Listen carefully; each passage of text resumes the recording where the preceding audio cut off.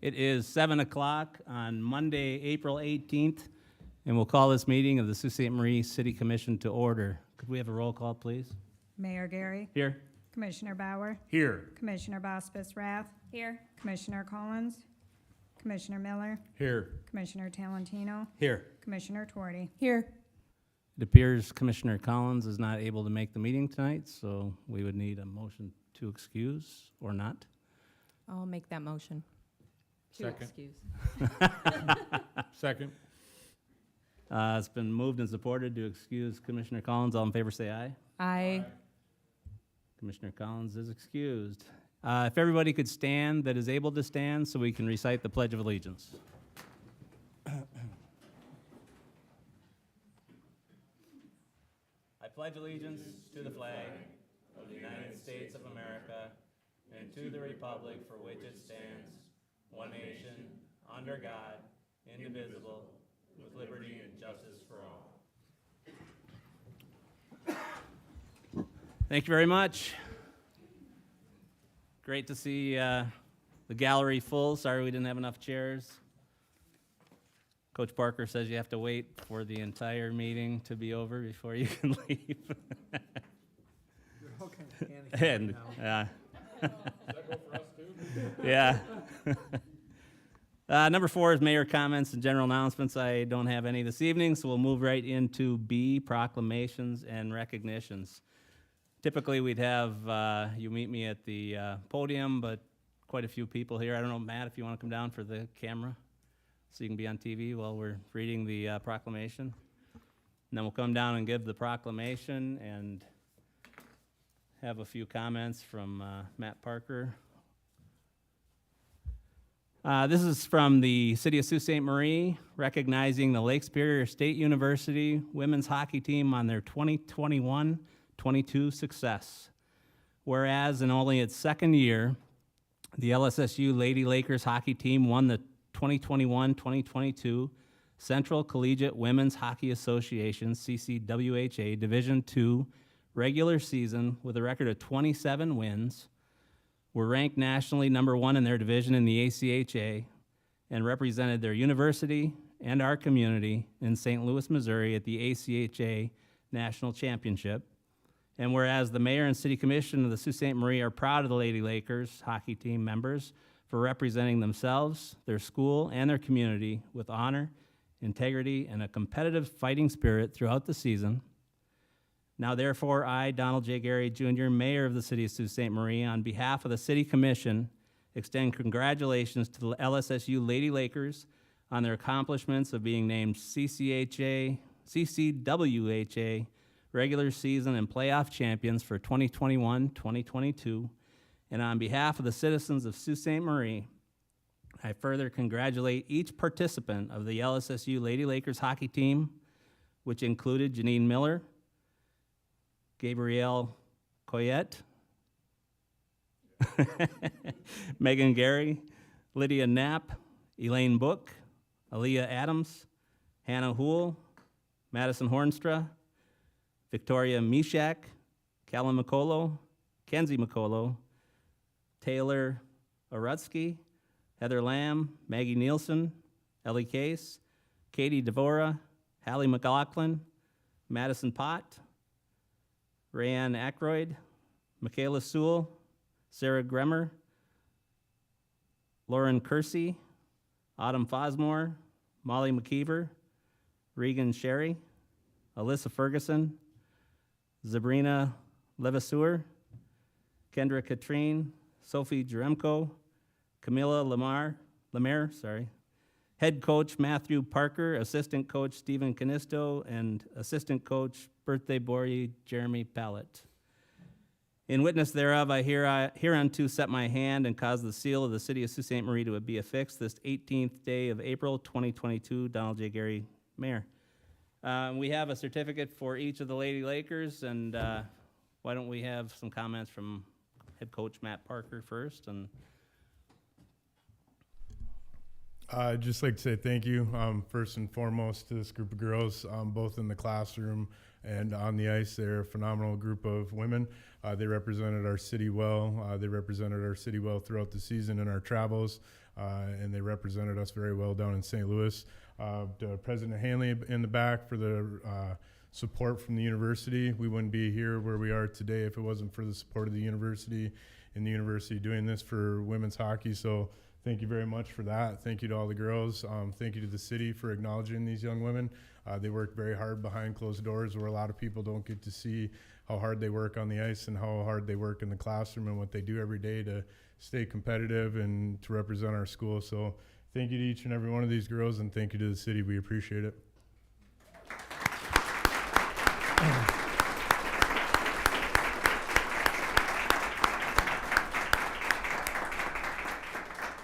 Great job, Coach. President Hanley, would you like to make any comments? Can I just stay back here? Sure. Thank you, Mr. Mayor and all the commissioners. Thank you so much for the acknowledgement of this team. I cannot tell you how enthusiastic the university was for all of this team and their performance. We were all following every game in St. Louis in our offices. It was fantastic. We even during one of our board of trustees meetings, we would give regular scoring updates to the board of trustees. I think it goes without saying that none of us at the university expected this level of success so soon after the establishment of the club team. But I think with your dedication, the dedication of the coaches, you have achieved something that wildly beyond our expectations. So that's the good news. The bad news is we now have a new level of expectation every year. So congratulations, and again, thank you to Mr. Mayor. Thank you so much, and all the members of the commission. Thank you, Ryan.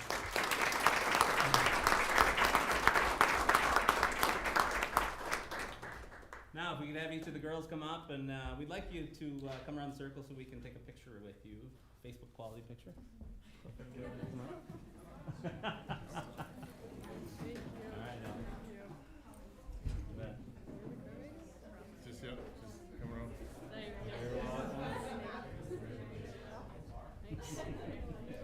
Hey. Good to see you. Good to see you too. Thank you. Welcome. Thanks. You bet. Thank you. Thank you. You're welcome. Suitable for frame. You're welcome. Hey, you had a good turnout. Yeah. Wanna make your move?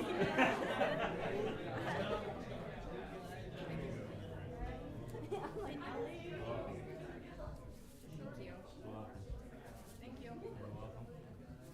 You're welcome. Scoot in. Gonna have to Scoot double in. up. Scoot in. Scoot in. Scoot in.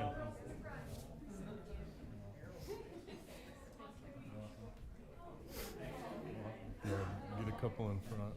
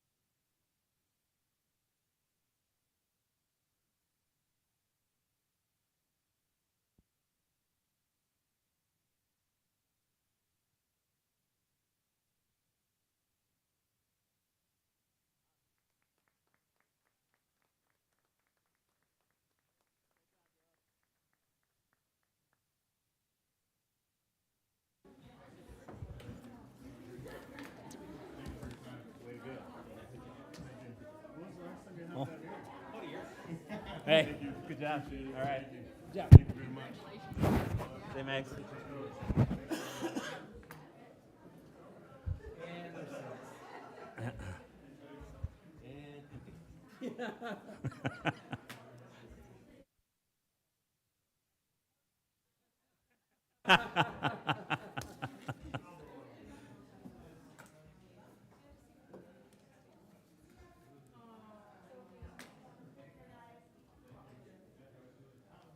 Thanks, Rod.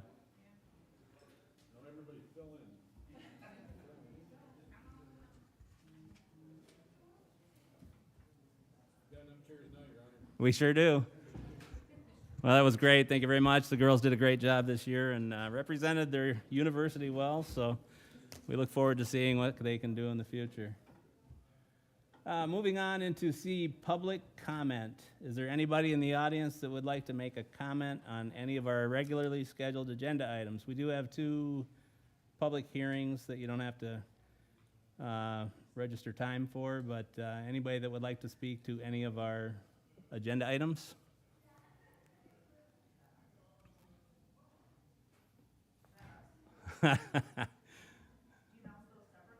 Yes. Yeah, yeah. We'll put you down. And Janine too? All right. Anybody else? Yeah, I think Bill would like to, okay. No, that one's wide open at the end, so. Just any of the regularly scheduled agenda items. So anybody else that would like to speak to any of those? All right, moving on to item D, which is the consent agenda. Thank you, Deputy Mayor. City Manager Troyer. Thank you, Mayor. Item 1 under the consent agenda is approval of the City Commission meeting minutes of April 4th, 2022. Item 2, consideration of a resolution to vacate the original alignment of Salmon Runway dedicated December 21st, 1987, and authorization for the mayor and the deputy city manager to sign an ingress and egress easement agreement with Cloverland Electric Cooperative over the same area. Item 3, consideration to amend budget amount for repair of 25th Avenue Lift Station. Item 4 is consideration of DDA budget amendments. And item 5 is approval of the consent agenda items as presented. Thank you, Deputy City Manager. Would anybody like any of the items removed for individual consideration, or do you have any individual questions on any of them? Seeing none, Commissioner Twardy. I think that's the shortest consent agenda we've had in quite some time, so. Don't jinx it. I know, right? Move to approve the consent agenda. Support. It's been moved and supported to approve the consent agenda. Any questions or comments? Roll call, please. Mayor Gary, Yes. Commissioner Bauer, Yes. Commissioner Baspis Rath, Yes. Commissioner Miller, Yes. Commissioner Talentino, Yes. Commissioner Twardy. Yes. Motion passed unanimously. Moving on to item E, which is special orders of business. Number 1, City Manager Chapman. Thank you, Mr. Mayor. Not up for consideration, but just as the first step in the final leg of our budgeting process being delivered to you tonight via your online agenda items are the 22-23 recommended budget, 22-23 capital equipment projects, sewer and water rates, and some other documents just for factual purposes. So the next step in this process is to review the budget during a workshop with the commission. That'll take place this Wednesday at 4:15. It'll be right here at the dais. This will be the first one in a couple years that we're doing live in person, so it'll be a little awkward at first probably, so apologize for that. But that's the budget. If there's any questions beforehand, please feel free to reach out to me. Otherwise, we'll get into it in more detail on Wednesday. We do have a budget workshop scheduled on Thursday, if needed. We will try to get through as much as we can on Wednesday. Last 2 years, I believe, we were able to get through it in one day, but it was a long evening. We didn't get out of there for a few hours. So we'll go as long as the commission is willing to, and then we'll move forward that way. So you have the budget. I do have a couple paper copies for those who requested it in my office to get to at the end of the meeting, and we shall move forward that way. So we will review the budget at a meeting on Wednesday at 4:15. If everybody would be interested, it actually is an interesting time to see where the money comes from and where the money goes within the city. So I would invite anybody to come and attend and bring some coffee. So anybody have any questions for the city manager on this motion to accept the city manager's recommended budget? Commissioner Miller. We can get a hard copy of that tonight? Yep, I got it in my office for you. Yep. Thank you. Any other questions or comments? Commissioner Bospas Rath, welcome back. Would you like to make that motion? Thank you. Motion to accept the city manager's recommended budget for fiscal years beginning July 1st, 2022. Support. It's been moved and supported. Any questions or comments? All in favor, say aye. Aye. Any opposed? Motion passed to accept the budget. And again, that doesn't mean you've accepted the budget as is. Presented, yep. Item E, special orders of business, number 2, City Manager Chapman. All right, thank you, Mr. Mayor. So up for first discussion is a public hearing and some proposed changes with the parking permit structure and some parking lot changes. So Bonnie, if you want to throw my computer up on the screen really quick.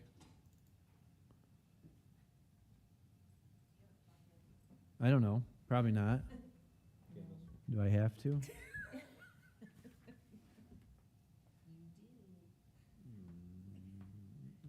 Shane, you want to come over and help him?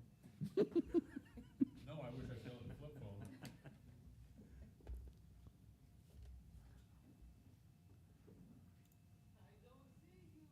I just plugged in.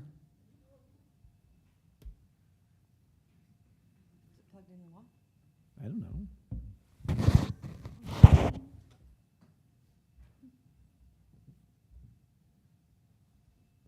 Oops.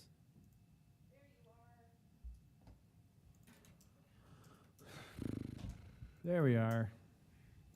There we are. All righty. So, what is this? Sorry, that's a new screen. All right, so just tonight, we're starting the discussions regarding some changes to the permit structure and parking lots that the city has recently reconstructed.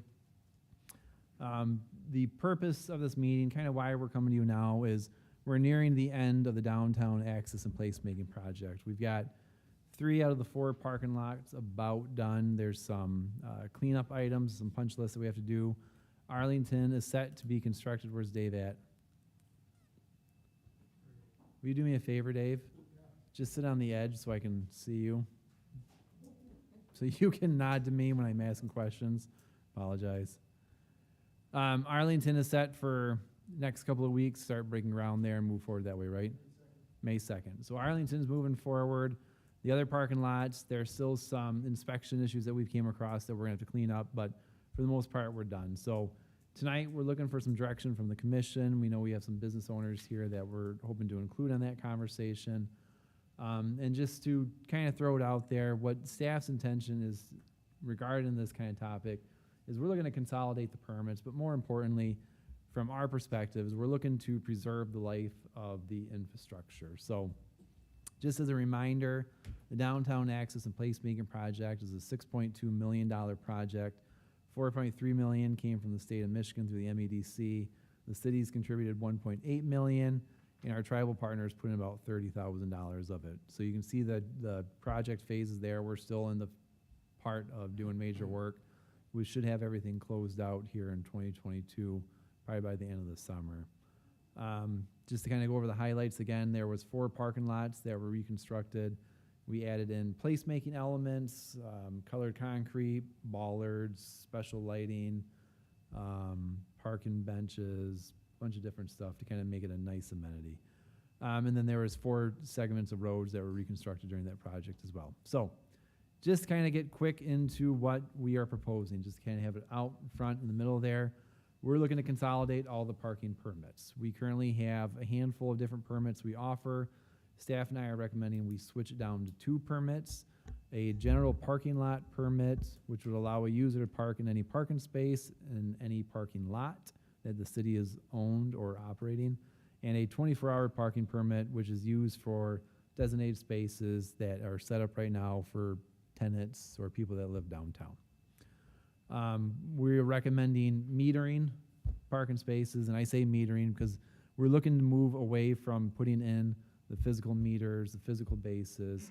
They're costly to maintain, they're costly to purchase when one breaks. But to install the physical meters, we have to start popping holes in the cement. And good, bad, or otherwise, the more holes we put in there, the more water gets in, the more and the quicker it's going to deteriorate on us. So again, this is kind of our big spot on this project, is just trying to preserve the life of the investment that we've received.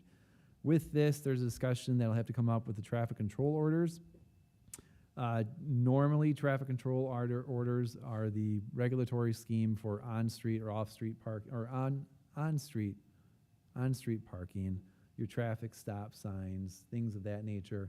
The city has historically regulated the parking lots through traffic control orders as well. Some cities do it through ordinances, some cities do it through rule promulgation, whatever the case may be. For whatever reason, Sault Ste. Marie has done it through traffic control orders. So when we're talking about updating the traffic control orders, it may seem kind of odd, but that's just the way the city's always done it. And as much as I hate saying that, it's just the way we've always done it. So any questions on what we're kind of proposing before we just move on to the next slide? All right. Again, oops. Existing meters. Thank you. The scope of the conversation that we're looking to have tonight is really around the areas that we have reconstructed. If we get your buy-in and we move to doing an app for meters, we're not looking to replace, for example, all the meters on Tourist Row right off the bat. What we want to kind of do is see how they work in the parking lots and maybe some of these other areas on street, if they're very successful for us. As physical meter heads break or need to be replaced as we wear out, because we got a stack of them in the garage right now. At a certain point, we would like to move to being all meterless, but for this conversation and for the immediate future, we're not talking about replacing the existing meters that are in place right now. So that's, like I said, that's Tourist Row, that area. I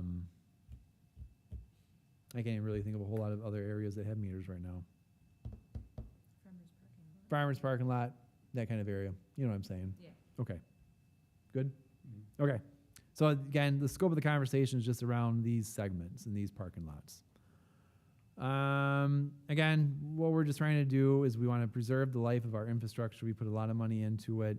Starting to pop holes for signs or meter heads when there is a perceived alternative that we can use will just save our assets a little bit longer. You know, we're all very aware of the freeze-thaw process from our roads every winter, what we go through. I threw this one up here just because I didn't realize this. When water freezes, it expands by 9%. So I just thought that was a neat little factoid there. So prior to the big project that we did, the parking lots they consisted of permitted parking spaces and metered stalls. On-street parking consisted of signage and meters throughout the sidewalk areas. Just a couple of the signs you can't really see from a distance, but some of the old parking lots, you can see there's meters, there are signs in the pavement. This is the one over by Arlington near the fire hall. This is the one over off of Court Street. You can see the parking meters throughout there. There's some signage. There's some grass growing up through those areas. You can't really see it on Oka Street either, but there's some meters in the background. Lot behind the Sioux Tribe, again, meters all in that area. So just a little background on what we currently have. So the city offers 4 permits right now. We would like to consolidate it down to 2. This does not include the parking structure proxy permits or the reserved parking stalls right now. So it's just on-street parking and off-street parking. So we have a super permit, which is valid for all designated permit and metered spaces, lots, and streets. 24-hour permit we talked about. The standard permit right now is valid for posted permit-only spaces, not metered spaces. And then we have a Court Street permit, which is valid for permit-posted spaces between Spruce and Maple. So just to kind of show you over the last couple of years, this is the number of permits that we've sold during the fiscal year 2020, 2021, and 2021, 2022, so the current fiscal year. So they're pretty consistent across the board. The only outlier that I would kind of highlight right now, I don't know if my mouse is on here, it's not, would be this current fiscal year's super permits seem a little bit higher. In talking to finance staff, we're assuming that that is probably related to the ongoing Corps of Engineers work. Their contractors right now, it appears that they're making a dash for some super permits to be able to park down in the metered parking stalls along the Army Corps property over on West Portage, right? Left, West Portage, okay. So that kind of gives you an idea on the number of permits that we typically sell. And these are number of permits that come across the counter, regardless if I buy, for example, a standard month. If I buy it in July, and because I only think I need it for a month, but I actually need it for one more, that's not counted twice. So it's the actual physical permits that are sold crossing the counter. Just to give you an idea on the parking structures that we have throughout the city, just kind of throwing it out there, the parking structure itself has 400 spots. 100 of them are dedicated to the hospital, so there's 300. Metered on-street parking, there's about 327 stalls throughout the downtown area. That does not include Ashman Street right now. Ashman Street from Portage to the bridge has about 71 stalls. From the bridge to Easter Day has another 51 stalls for a total of 122. The parking lots that we have right now, North Court Street has about 89 regular parking spots, 6 handicap. South Court, near one of the banking buildings, this was one that wasn't completed there in downtown access project, but it's at the corner of Dawson and Court. There's 54 spots there, 3 handicap. South Court, behind the Sioux Tribe buildings, 48 regular spots. Oka Alley in total, that whole area, has 93 regular spots, 6 handicap. And the Arlington parking lot, when it's completed, is having a proposed 106 parking spots.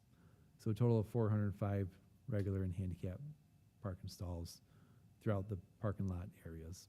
So, again, that's some of the background in there for the numbers. Again, what our recommendation is, what we're hoping for some feedback and some direction on from the commission, is the potential to consolidate the parking permits, only offering to have a general parking lot permit where any user can park in any space in any parking lot that's owned or operated by the city of Sault Ste. Marie. A 24-hour parking permit used for only permitted areas. A meter program where we will meter every parking stall in every parking lot through the Go Mobile parking app, and then the associated updated traffic control orders. So again, every parking lot, what we're proposing is every parking lot would be a metered stall through the app. We would have the proper signage up kind of around the parking lot in the green spaces. When people are pulling in, pulling out, they'll be instructed to pay via the app or the app options. There's a phone number for people who don't have the app or don't want to use their credit card to put in their phone. If they don't want the app, there's a web page that the QR code will take them to, but our intent or our recommendation is to meter every spot, have a general standard parking lot for anybody that wants the parking pass, and then update the associated traffic control orders. So we've got some of the conceptual drawings back in the PowerPoint too for the other areas. I just threw them on there. I'm not sure if this is necessary for the discussion right now or not, but we got them down there just for the commission. So that's kind of the down and dirty of what we're talking about tonight. Again, we're looking for some direction from the commission in terms of how do you want us to move forward in just the areas that we have reconstructed right now. And again, we're at that spot because the projects are starting to wrap up and we kind of need to figure out how best to move forward.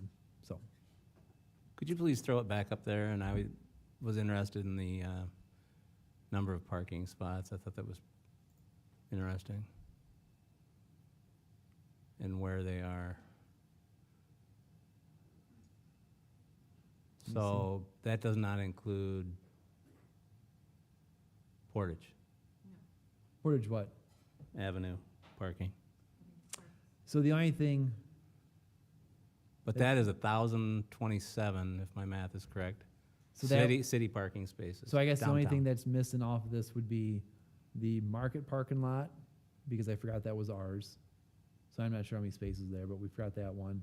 And then the parking stalls along West Portage between Ashman and, was that Governor Osborne? Right there by the Doss Gift House. So that little area, because they're not metered. And I pulled up the metered on-street parking. We have Yeah. with our mobile app, we have that number. So I guess that those two things are missing from this count. Okay, so in the downtown district, we have 1,032 parking spaces then? Available roughly? Yeah. Okay. I think what we'll do is go to the public first, unless you wanted to speak first. Let's hear from public. Who wants to speak? Oh, Shannon, if you'd like to come up to the microphone and please state your name and place of residence for the I record. do have your email. I don't know if you still want to hand it out or whatever. Thank you for coming. Good evening. My name is Shannon Wiem. Live in Sault Ste. Marie.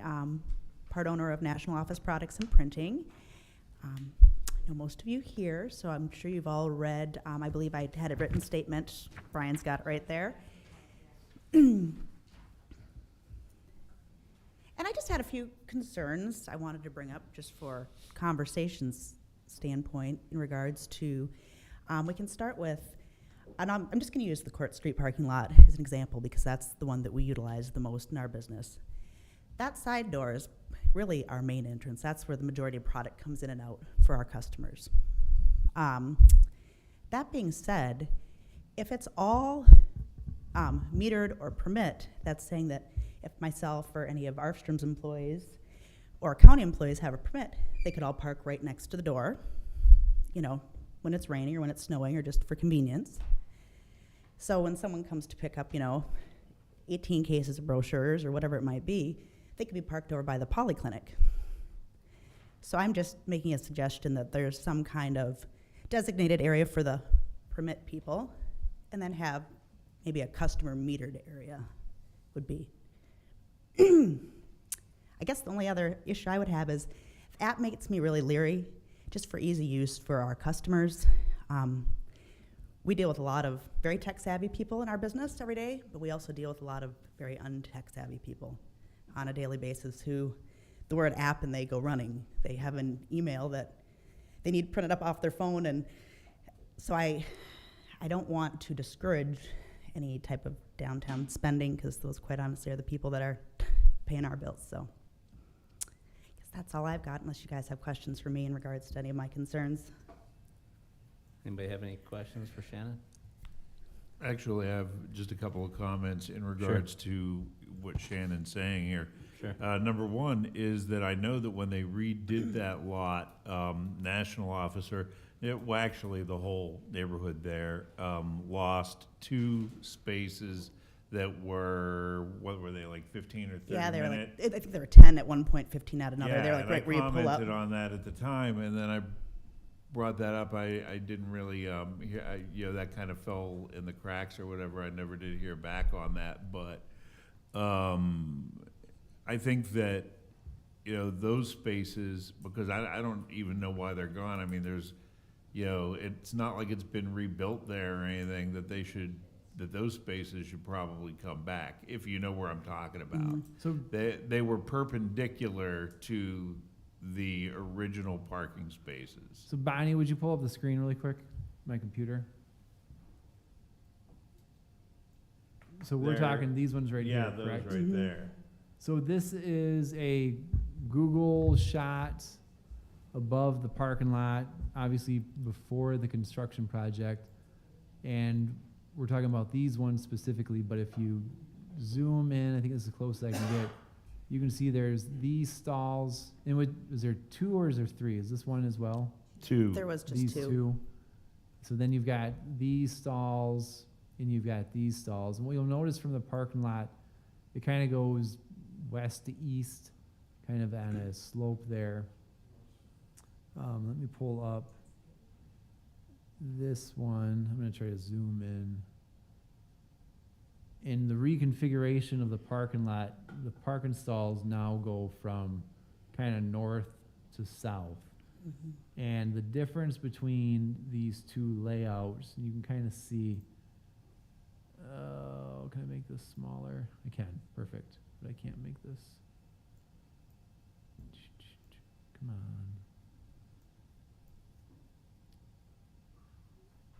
I go down a little bit.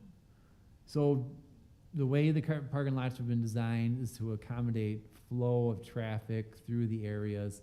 You can kind of see the way this parking lot is. You got a little bit of flow coming through here, but this side, there's really not any kind of flow. It looks like there's an in and then an out. So I'm assuming from the design concept, these two were eliminated to kind of keep this space open for traffic to move around. Now, what I can say is the TCOs that are kind of being proposed, there's probably some wiggle room that we may be able to work with business owners.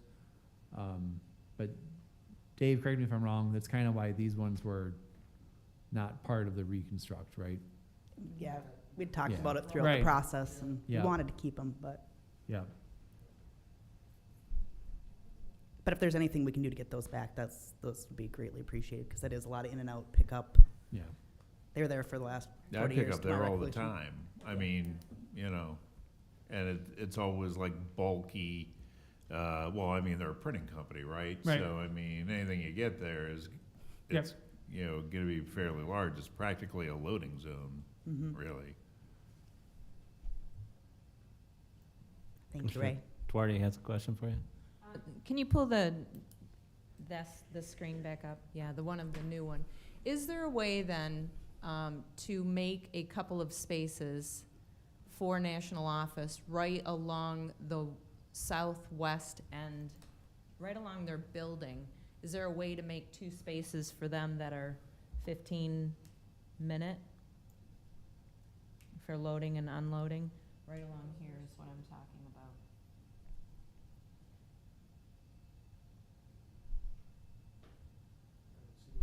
Yeah, you don't see why not. Mhm. Okay. No, it'd be greatly appreciated. I know the whole concept of the app with a lot of customers in general. We'll leave it at that, but We'll it's get going to that in a few. It's but- going to be very discouraging And too. I fully understand what you're talking about, because that's why I requested from the commission, or my husband requested on our behalf, for the 30-minute space in front of Harmony Health Foods, Yes. because we have a lot of run in and run out. Yeah. And when you're surrounded by businesses that take more than 15, 20 minutes, even 30 minutes, and sometimes they're Yes. hours at the surrounding businesses, it makes it impossible for senior citizens or moms who don't want to unload their gaggle of children to come into the store.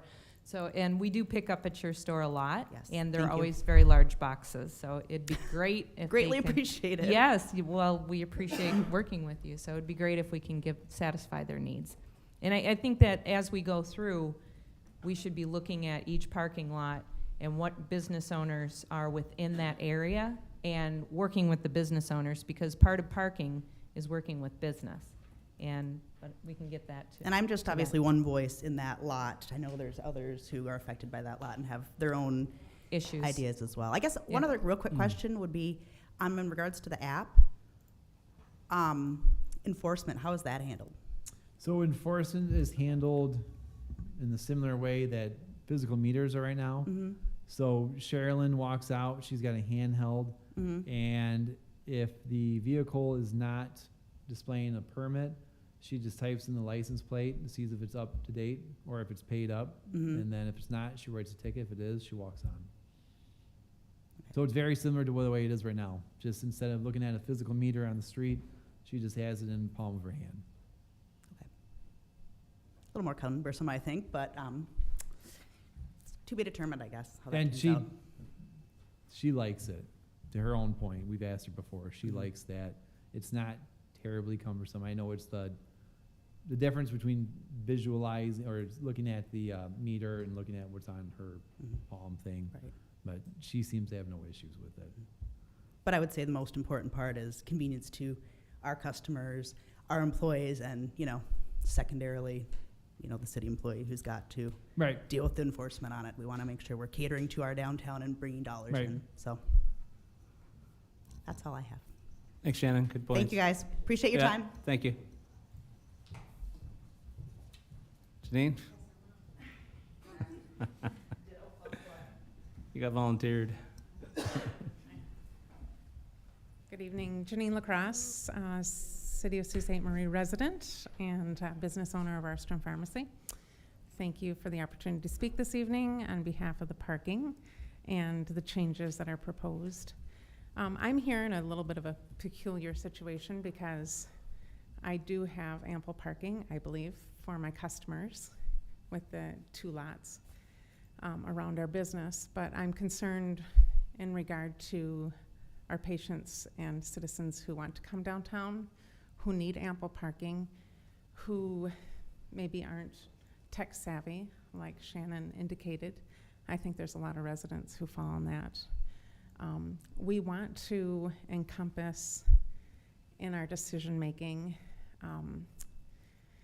gathering people to our city, bringing them downtown, encouraging them to come downtown, not just visitors and guests of our city, but our residents, because our business owners cannot sustain without them. And I think if we don't keep that top of mind, we're missing the mark. In addition to that, I do have several employees that work for the pharmacy, and we share the responsibility of permits and the costs. To attract good workers within our businesses, within this city, everyone knows that expenses are going up. This is always a concern, and it needs to, again, be top of mind. We can't make that part of a determination when someone's accepting a position to come downtown and work, that they also have to take out of their payroll check a piece of it to just park in order to go to work. So please, when you're looking at how to structure this, take that into consideration, that we want to look out for our citizens. We want to look out for the ease. We have lots of snow loads, so we have to consider that in decisions because that takes away from parking as well. Please consider that we have people that are parking for a quick run-in of 15 minutes. We have people parking on Ashman Street who work in office buildings who don't see a client, so they don't maybe necessarily consider that that's a really important spot for someone who perhaps is handicapped and needs a closer spot to the business that they're trying to get into. So I guess I'm representing that in my, in speaking to you this evening, just to take those things into consideration. So, do you have any questions for me? Any questions for Janine? You had good comments. I have a couple questions for the city manager, but you don't need to stand there for that if you don't want to. Thank you. Thanks. I guess 2 things that she asked that I had a question on. One was the cost. If you look at the averaging, is the changing of the 4 different tiers going to increase costs for everybody across the board, or is there a change in that? And then the other thing, could you kind of walk us through the Idiot's Guide to the parking app system for to see how easy it really is, or for people that don't have Cost would be phone. cost right now would mostly be the same. So where somewhere lower, some will go a little bit higher because the Court Street parking permits are $110. The super permits are $470, something around there per year. So some will pay more, some will pay less, so it'll kind of wash out in that sense. The app itself, I wish I could show you, is the public. So Do they just have a QR code that they go on to, or how do we? So there's a couple of different things. So, for example, I have the Park mobile app on my phone, and on the back end of it, the staff works with the company to designate zones. So I'm going to try to show you guys the best I can. So all those black boxes with numbers, are zones. And when you click on one, that's the parking lot that you're pulling into. So once you select your zone, you select how many hours or how long you're gonna park there. Let's just say I'm gonna do 3 hours. Hit set duration. My car is already saved in there with my license plate, my debit card and all that stuff. Proceed to check out. And start parking. Payment successful. It is. That's a write-off, because I just paid for somebody to have some parking time, so. For people that don't have the app, there is a QR code that you pull up on your phone. It takes you to a web page. It's very similar to an Amazon kind of experience, so if you do a lot of shopping on your phone, maybe your cards are saved in there, maybe they're not. Like my cards are saved in my phone, so I hit the QR code, takes me to that website. I, again, pick my zone. It still feels like that app. Pick my zone, pick my place, pick my payment, and I'm paid that way. And there is an option, it's probably not really utilized, but if I don't have an app, if I don't want to use the website or the internet, there is a phone number that they call up, and they get an operator, and they can pay it that way. And are a lot of people gonna do that? I'm not gonna sit here and tell you a lot of people are going to do that, but you never know. So that is a different option. So the app is pretty easy to use, either way, from the QR code, or the actual physical app itself. Sorry, All right. I couldn't show you on the screen. Yeah, thanks. All right, Bill, would you like to come up and? No? You guys do some more research on that. I will say, however, you got a parking lot after the city county building on the east side of the road. Whose is it, who pays for it? What was the question? If you have a, Parking lot next to the police station on the east side. okay, There's a small parking lot this side of Bayless Library. Oh. The county, no, and that's what I was trying to think by the police station, because our police station is not over there anymore, so I'm sorry, I was in the wrong area. that's me- the county's lot. Bonnie, will you throw up my screen again, just to make sure I'm pulling up the one he's talking about? That's the county's parking lot, yeah. And there's a city-owned lot at the corner of Court and Dawson. So let me pull it up to make sure I'm talking about the one you're talking about.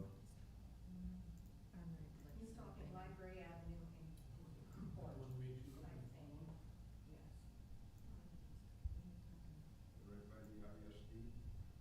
You're talking Armory Place and Bingham? Armory Place and There's one there also. That's Right there, that Whoops. lot. Right here? the county lot. It's county, Chippewa County.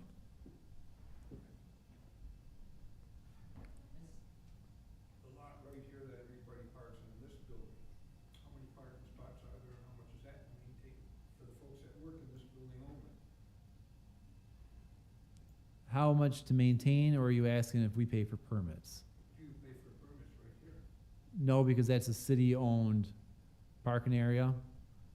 When we were parking, and maybe you can tell me this, when we were parking at the county building, when we were part of one building, we had to purchase permits, yes. But now our parking is on our lot. So there's 1, 2, 3, 4, 5, 6, 7, 8, 9, 10, 11, 12. I'd call about 20 to 24 parking stalls. And that fits, all of my administrative staff are in City Hall. None of my staff are over at the county building anymore. Okay.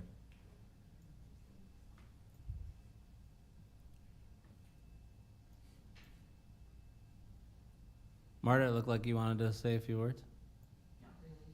Not really? Please state your name and place of Marta residence. Lalonde. I don't use my phone to pay anything. If I do internet shopping, I do it on a computer in my home. I know several older people who don't carry a phone. I like to deal with both print shops, but if there isn't a parking spot at National Office, it's bye-bye Pat. and hello, Ron. I'm going over to Sioux Printing. They have their own lot. And I never have parking problems there. This whole thing is a big mess. This app isn't going to work. It's not going to work. My granddaughter pays for a parking permit. She works at the tribal building. She's incessantly never got anywhere to park. She's got to park 2-3 parking lots away and still get tickets because there isn't a right spot for her to park according to her permit, because she's not going to pay $400 on her $12 an hour wage. It doesn't work. Thanks, Marta. Anybody else in the audience that would like to make any comments during this public comment period?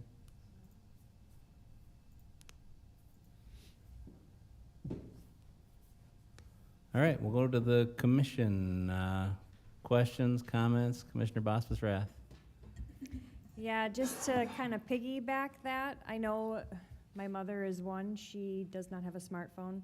So I guess that's a little concerning because, I mean, right there are two people that my mom probably will not call. I don't see her calling for, she won't even know what to do.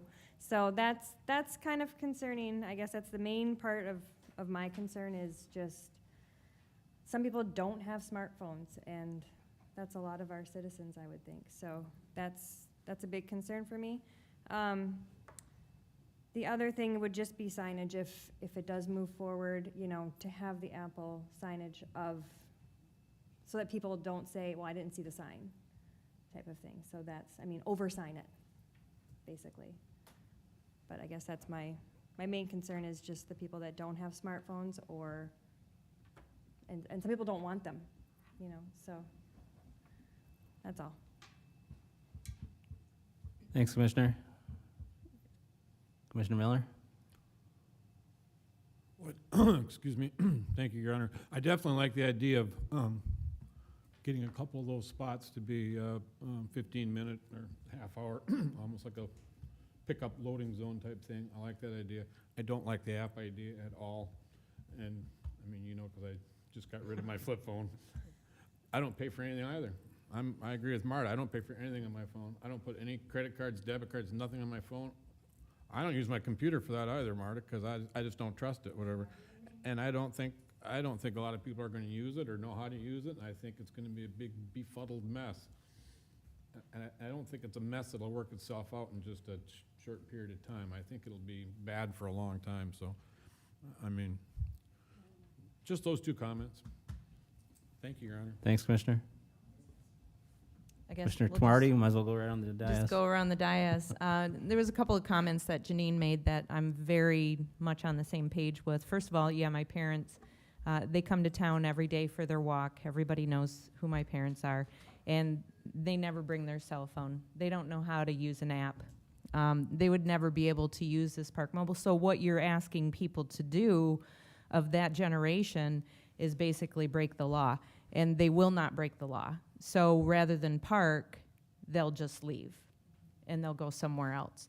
And so the purpose of parking is really to serve the citizens, not serve the ease of the function of the city administration. And sorry to say that, but it's really like we're supposed to be serving the businesses and we're supposed to be serving the services that are downtown, not making things easier.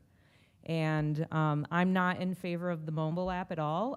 When I was coming in here before we started having a conversation, I was willing to kind of look at this in these areas as a trial basis, but I don't know how long you could trial basis it. I don't think that you could try it for 6 months and get through a tourism season, you know, and I don't want to like ruin the infrastructure that we just spent $6-7 million on as well. I am in favor of kiosks. I think that kiosks work, and I don't think that they have to be like the great big giant ones. And, you know, I've used other areas like Florida. I know we're not Florida. We have completely different environments, but they don't have very big ones. They're pretty little. And there's got to be different options out there for kiosks, because I think a lot of people will go up to a kiosk, they'll put their credit card in there, they'll pay for their spot, and then you put the ticket in your window. And that way you know. But I'm I just can see us losing business downtown because we're making things more difficult, not easier. And right now, traffic is not even monitored at all. Everybody knows that Cheryl Lynn goes home at 5 o'clock. So what happens at 4 p.m. in front of Harmony Health Foods? Everybody starts going to the bar because they know they can be there for 2 hours. And at 5, Cheryl Lynn goes home. And I want people to come downtown and go to the restaurants and the bars and not have to worry about parking. But everybody in town knows that after 5 p.m. there's nothing enforced. And there's not a lot enforced in general. It's not possible for one person to get around this entire city, all the way up to Walmart, Meijer, all those handicap parking spaces up at Kohl's, and then get the entire rest of the city. She's only one person, and she's lovely, but we need more enforcement. So until you can say that the current enforcement is working, I don't think that you make things more difficult. They didn't know the times then, they don't now. Commissioner Talentino? Change our playbook now. Yeah.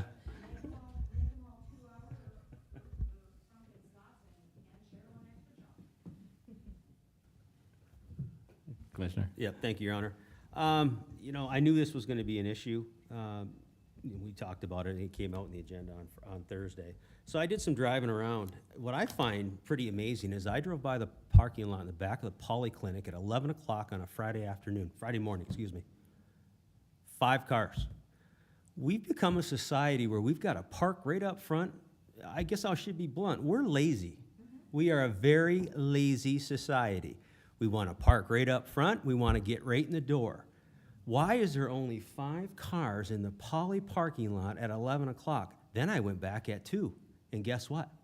It was the same. And then I looked at the vehicles that were parked in behind Barish's. I'm going to use Bill as an example.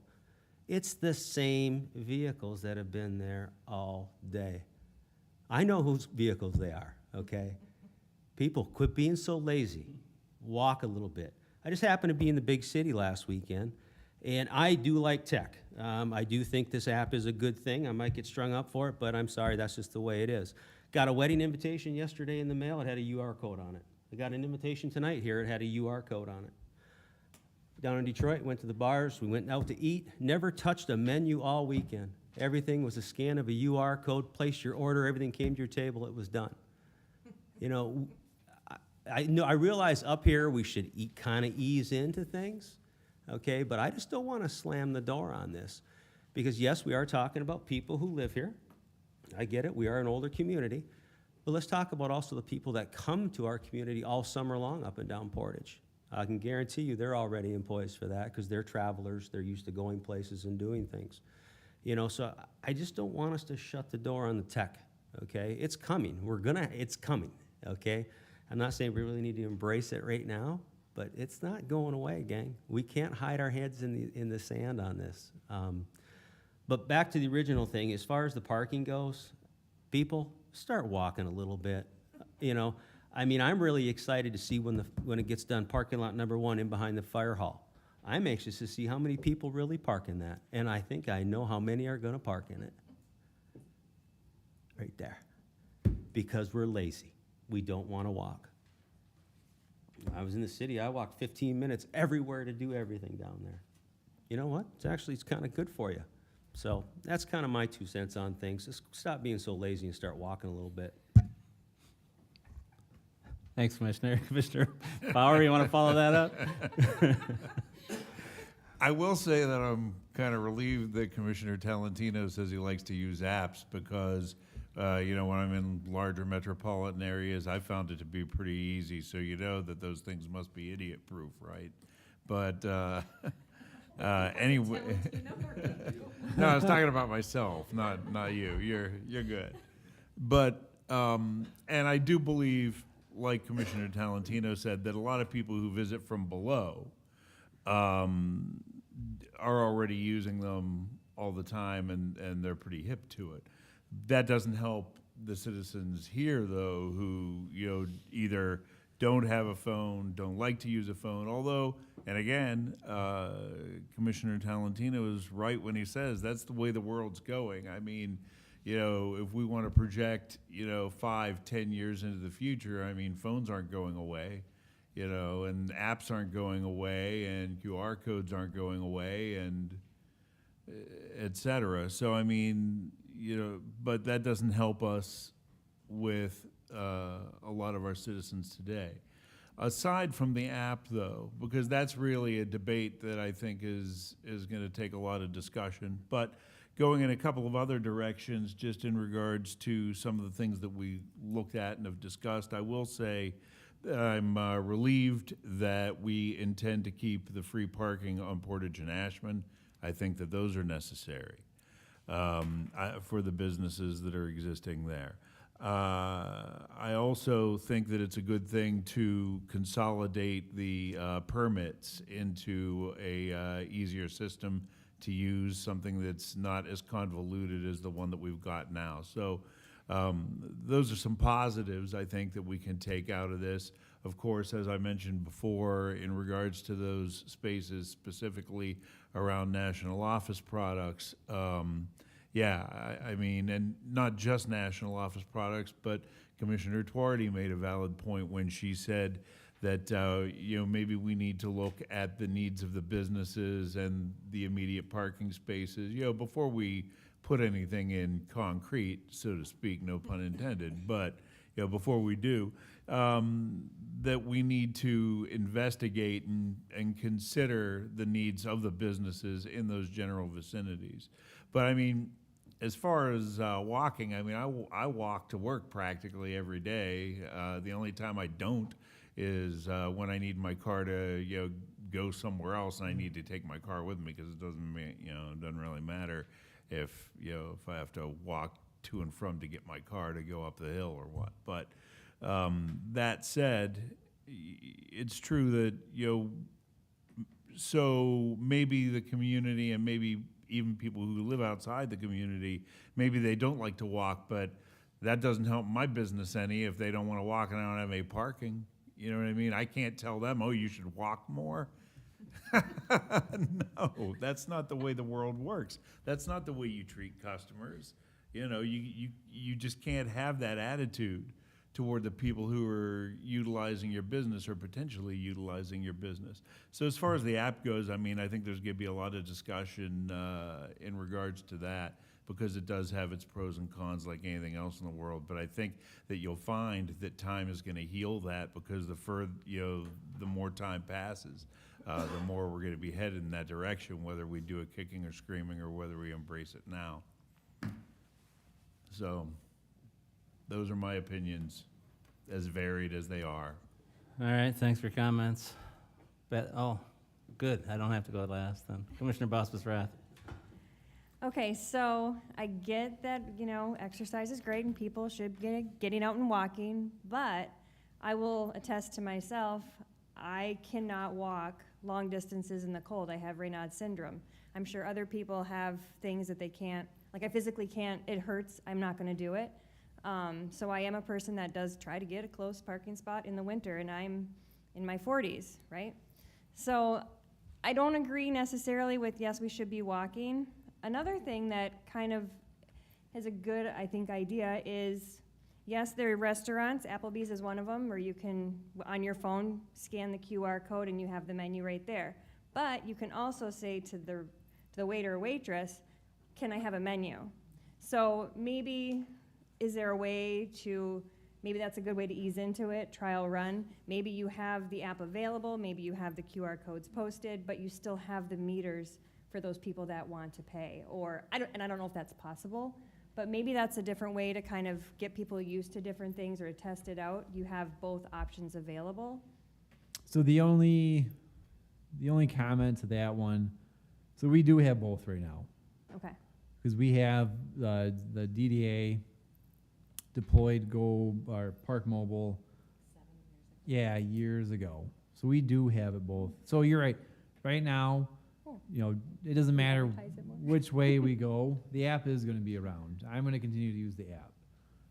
So that's already deployed. That's already in place. You know, for this conversation, just to kind of circle it back, it really kind of comes down to are we gonna put the physical meter heads in or not? And to some of the point of, the businesses, the meters in the current permit scheme was set up to keep the employees or the people with the permits outside of those meters. The meters were for customers. So even to your point, Commissioner Twardy, if we had the kiosks, that's still not a meter in those stalls. So the nexus of the conversation really is, do we want to put physical meters back in those stalls? We can find whatever kiosks, we can do whatever apps, but to the point of some of the businesses, the kiosk won't solve that either. And if we're gonna put physical meter heads back in, the kiosk is gonna be a moot point too. So that's kind of my question to you guys, I guess.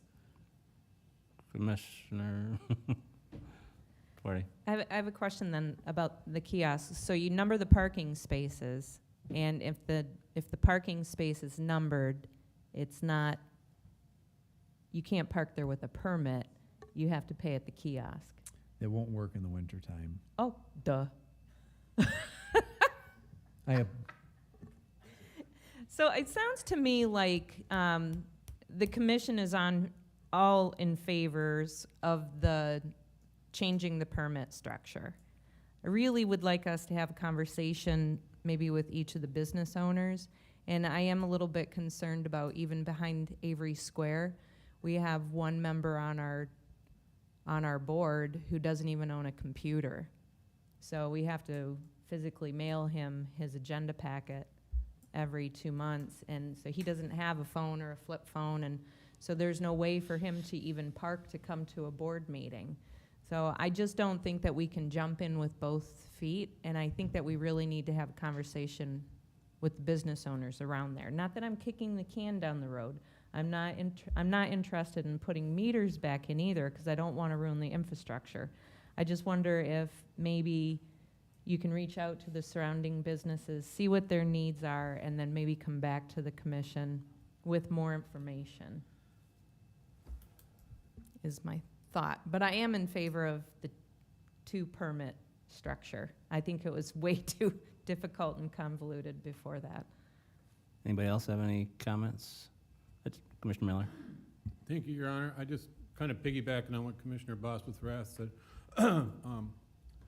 I've been fighting congestive heart failure for 7 years, so I mean, I can't walk long distances parking lot to parking lot. When I go to Armstrong's to pick up my prescriptions and stuff, I mean, I gotta park close. I can't, you know. So just to kind of lump everybody that we're lazy, I don't think that was fair, Commissioner. And I don't like the app system at all, but I don't know what the alternative is to it. Commissioner Talentino. I don't think anybody's lumping in and everybody's saying we're all lazy. So if that's the way you took my quote, I'm sorry about that. But we're talking from here to where our city employees park is where the Poly building is. And actually, that's further. Okay, that's what I'm talking about. I look at all the vehicles parked in behind those businesses, and most of them are employees of the business, okay? Now, some of the employees can, you know, I know they're totally capable of walking. They can walk a little further, you know? So now, guess what that's doing? That's opening up parking for your customers. That's what I'm getting at. I look at those vehicles directly behind Barish's, and I know where all of those vehicles' employees are. They're all right across the street. I'll guarantee it, okay? That's what I'm talking about, okay? Everybody's got conditions and they can't walk. I get it. But there's a lot that don't have conditions. There's employees that can walk a little bit. You don't need to park in the front row. That would kind of serve your own purpose for, you know, a lot of your own parking in your businesses itself. Thanks. Yeah, parking policies are about managing the traffic flow, really, and I agree with you, Commissioner Talentino, that people that are working in businesses and people that are there long-term need to find different locations or move farther away from the businesses, but how do we do that without meters or without different areas? I don't know the answer to that question. One of the concerns I had was maybe we don't have enough parking downtown, but when you see the number, 1,032 parking spaces downtown and the lots, we have adequate parking with 317 permits applied for, which is, it appears that we have adequate parking. I went down with city manager last Friday and we walked the lots and spent a lot of cold hours out there. It was cold. And it would be a shame. I mean, we see all the Facebook posts about potholes. As soon as you start puncturing that fresh asphalt, you're gonna have everything popping. And we're gonna ruin a new parking lot. So I agree, there's gotta be an alternative that is different. I don't, at this point, coming into the meeting, I didn't know what the answer is, and leaving the meeting, I really don't know what the answer is. I agree with simplification.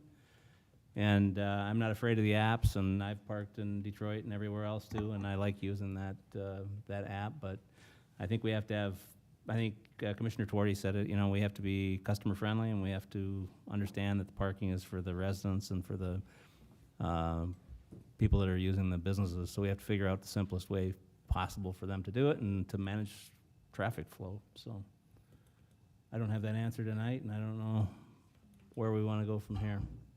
I agree. I think the input was great tonight from all of the business owners, and we appreciate that, and we appreciate the calls we've gotten and conversations we had. But I specifically don't have an answer, and I don't know if we want to refer it back to city management to spin his wheels again, even though he came to us with a recommendation. So just, can I summarize real quick, just so Sure. we can? So there's two components to this discussion: consolidation of the permits, and then how are we gonna regulate parking stalls? What I'm taking from this is, for the most part, consolidation of the permits is okay. In general. Yeah, if we can somehow keep permit parking out of the retail areas. Well, that kind of narrows our scope of focus. So if the consolidation of the permits is okay, then we just need to figure out how to facilitate or keep permit holders out of potential customer areas. Correct? Yep. I mean, that's kind of where I'm going at. Yep. So I mean, that focuses us a little bit less shotgunny, maybe a little bit more buckshot. Okay. Any other last parting comments? Commissioner Miller. So you've got the two motions right there then, so from what I'm hearing was we're all pretty much okay with the first motion, correct? The parking structure, the parking permit structure. So would you like us to refer this back to you, or would you like to address the temporary traffic control orders? Not temporary, excuse me, traffic control orders. We'll bring the TCOs back to you all when we have some kind of proposed plan. If you would like to, you could make a motion and take a vote on consolidating the permits. To tell you the truth, why don't you guys just hold off on that one more meeting? And that way we can analyze the whole system. I'll take it as that's the plan kind of we're looking at moving forward. But at least we can, just in case something comes up. So I'm good with the direction that we have tonight. And we'll bring something back to the next meeting. Nope. We'll just inappropriately table it and bring it back next meeting then. Not inappropriate. Yeah, I don't think we need to go through the motion, but. All right. Thank you very much, everybody, for your input. And how will we handle that at the next meeting? Will that be another public input hearing, or will we do that prior to the? Whatever we come up with, because these don't even have to be public hearings, we did this to try to get input back. We will work through Tony. Tony can send out an email to any kind of business owner that he has on his email distribution list, and just try to keep it as out there as possible. So if everybody would please reach out to Tony Cutler at the DDA office with your comments or suggestions for improvement in the parking, and he will, Yep. tcutler@siouxcity.com. tcutler@siouxcity.com, so Phone that number we is can 906. consolidate the information. I know it is, I know. Pardon?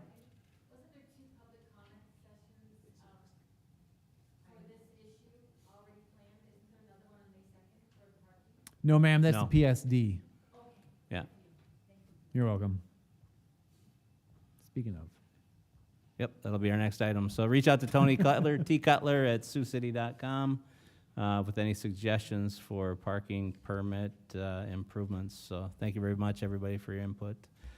Moving on into E, special orders of business. Item number 3, City Manager Chapman. Thank you, Mr. Mayor. Up next for not commission action and just for a public hearing tonight is the first of 2 public hearings related to the DDA Principal Shopping District. We discussed this during the last commission meeting. The Principal Shopping District is an assessment on property owners within a given boundary in the downtown area, which raises revenue to help fund the operations of the DDA. Pursuant to state statute in renewing or creating a PSD Act of 1961 requires 2 public hearings. So we scheduled the 2 for tonight, and May 2nd at the last meeting tonight, we will hold a public hearing to receive comments, close it, take no action. The next meeting, open it, and then take final consideration. Thank you very much, City Manager. So we will open up the public hearing for the DDA Principal Shopping District renewal. Is there anybody in the audience that would like to make any comments on that topic? Anybody have any questions? Sure, if you come up to the, if you could please state your name and place of residence for the public hearing record. My name is Sue Ann Wilkes, and what else was I supposed to tell you? Is that it? Oh, Armory Place here in Sault Ste. You don't have to give Marie. address, just Yeah. City of Sault Ste. Marie. I didn't give my house number. Just that you're not a Yeah. Florida resident or something. I just had a couple questions also, because I'm new. We're property owners in the downtown Principal Shopping District, so some things I know about it and some I don't. I do know that I think it's kind of interesting that this is coming up this year, and the DDA just had budgetary change. And they're in a corrective action for some budgetary things. The one thing about this I have questions about is when it was first put in, they said it was to help pay for the DDA director. And I was wondering about the income from the TIF back when this was put in, and if the budgets have stayed the same or if they have a lot more income from other sources that they didn't have. I know a lot of the grant funding seems new to me, but that might only because I'm, within the last 10 years, say. The other thing that this act was mostly about, it says here in the law and in the notes that he sent out, promote economic activity by undertaking, including but not limiting, conducting market research, public relations campaigns, developing, coordinating, and conducting retail and institutional promotions, and sponsoring special events. So along those lines, it also says that when you read up this, that we're supposed to have plan of what that is. I just wanted to make sure that there's been some talk about altering the way that they promote things. And I think if the DDA is meant to have more infrastructure development of the historical nature, somewhat mirroring the EDC, but for our district. And this was more for promotion of the retail. And when the law was created, it also had more levers for principal landowners or tax payers by amount. If you had a really large piece of property but paid a lot, it gave those people more say in how this money was spent. Now, because we had a DDA, the Principal Shopping District went under the DDA, but I don't know if those funds get the direction that was intended from the law. So mostly, if we continue to tax the business owners, I think we should have a good accounting of how this is going, because we're doing so much great development in the EDC type nature through the DDA, but this millage directly to certain people should be directed back to them. When you get a special assessment for a road, you get a road, right? So, and in addition, please keep in mind as you re-up this millage that as non-principal residences, I mean, we already pay 18 more mills than personal residences. So this adds another 2 mills to businesses, on top of the fact that then we're assessed, not really assessed is not the correct word, parking. We have parking challenges, and then we pay to have sidewalks, city sidewalks plowed.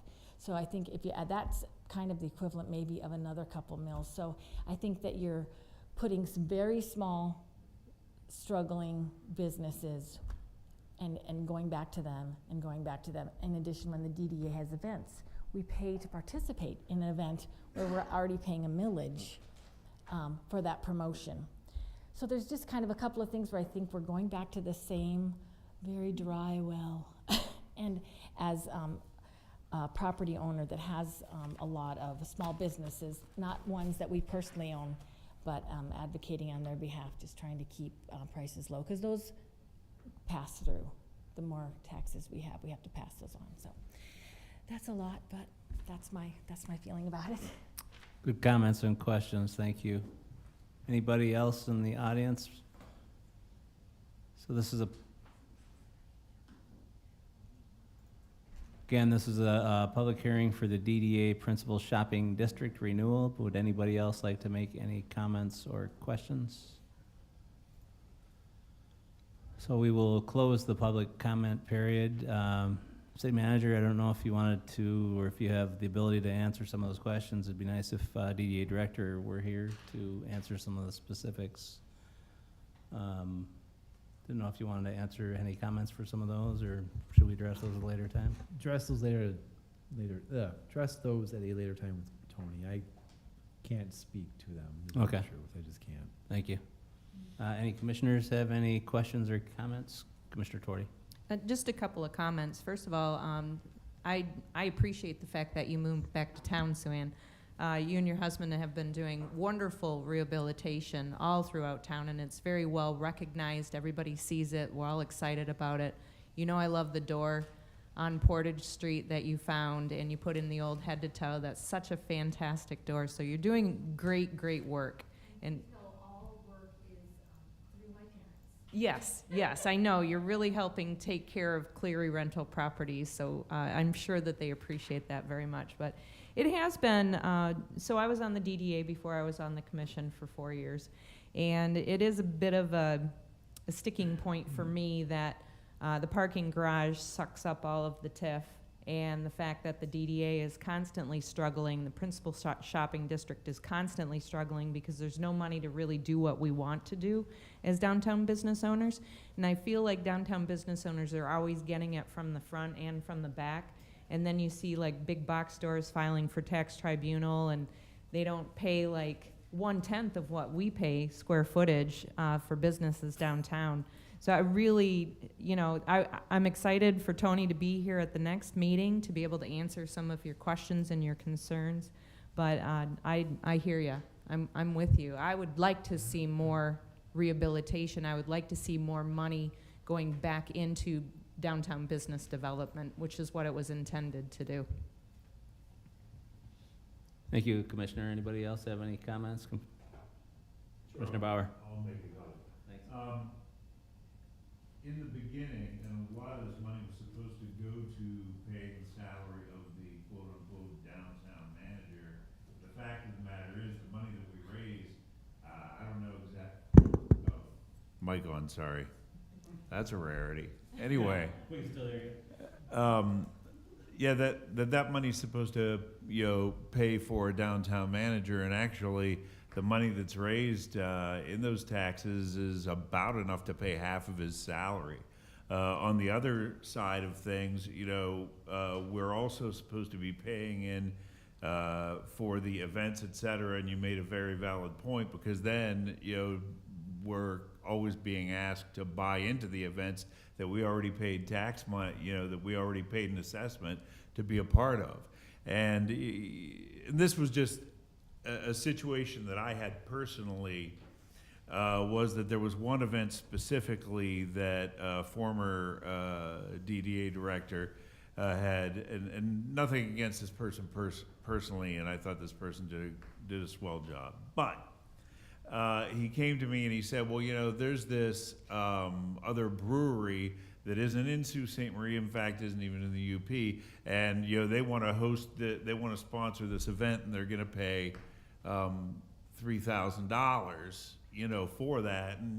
And he said, well, can you come up with that kind of money? I'm there like, wait, are you kidding me? $3,000? There's no way. I mean, the fact of the matter is that when he allowed another business like that, and it's a big business because they're into major distribution and such, to come in and dominate the downtown event, what you're saying at that point is that, we're not really doing this for the benefit of the downtown businesses, and that's who's paying his salary, either theoretically or for real, depending on where that money is going directly or indirectly.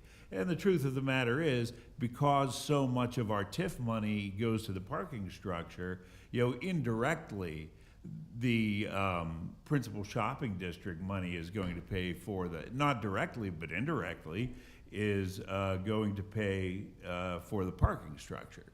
And along those lines as well, if we stopped paying into the principal shopping district but continued downtown development, then the only thing you would see is that the general fund would have to suck that up. And that wouldn't be good. I don't think we want the general fund money to be directed that way, but it would categorically have to occur, really, if we're going to continue with downtown development. Those are just some of the thoughts that I wanted to share in regards to that. You did have some valid points, but not right at this very moment, but I've been the liaison to the DDA from the time I got on the commission in 2005 to the time I left in 2017, and I am now. So, I mean, I've got like a lot of knowledge as to how this has developed over a period of time, and I'd like to talk to you about it, if you ever wanted to, so there you go. But this isn't really, we'd be here all night, really. Thanks, Commissioner. Anybody else? All right, thank you very much for your comments. Moving on into, we don't have any communications, so we'll move on into G, business items. Number 1, City Manager Chapman. Thank you, Mr. Mayor. Up first for commission consideration is a request to approve a contract for a citywide pavement program. This is something we try to do annually, but we've not been able to do it in the last couple of years, so there's quite a deal of work to do. We're looking for a motion to award the bid to Michigan Pavement Marking in the amount of $19,444.17, with the ability for the city manager to execute said contract. Included in the agenda item is the bids received, and more importantly, the map of all of the pavement markings that we will do hopefully throughout the city. Bonnie, you want to just throw it up on the TV really quick? Just 2 seconds here. So everything in blue and or pink, blue being streets with edge line pavement marking, pink being magenta not being on my map. Dave, what's magenta mean really quick, do you know?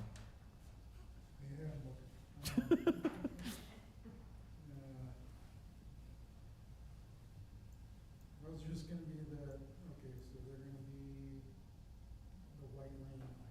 The white lines? Yeah. Okay. There'll be some of them that'll be on curved streets. So there is a good deal amount of work that we're gonna be doing this summer. Prices came back not bad, right, Dave? Yeah, it was actually better than what we thought. Yeah.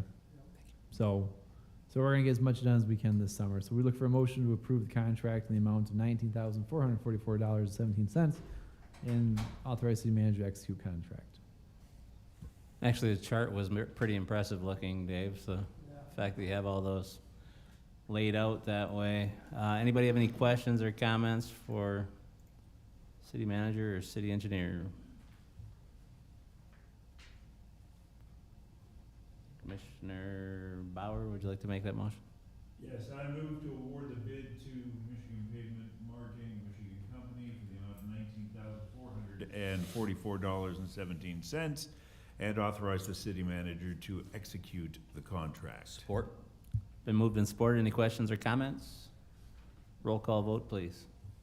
Commissioner Bauer, Yes. Commissioner Bospis Rath, Yes. Commissioner Collins.